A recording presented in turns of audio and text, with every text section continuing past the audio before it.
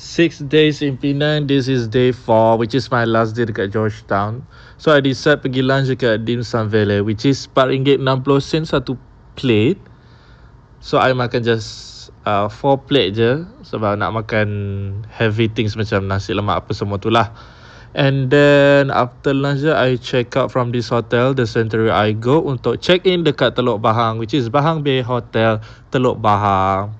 This area tak crowded macam Batu Ferringhi. Ada pantai juga dekat depan ni, tak crowded juga. So okay lah.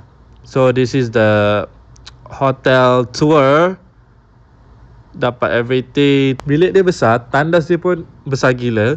So before I pergi jalan-jalan dekat pantai tu, I just rehat kejap sebab penat dalam kereta.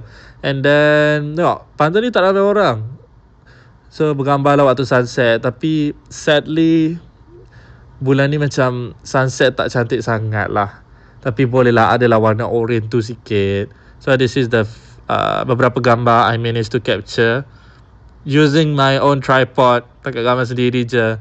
And then I balik hotel untuk pergi dinner dekat Lesong, which is hotel punya restaurant. I makan, just makan je lah kat sini sebab masih malas lagi nak keluar untuk cari tempat makan, sebab kat sini macam jauh sikit kena jalan. So itu sajalah untuk day 4. Nothing interesting. Bye.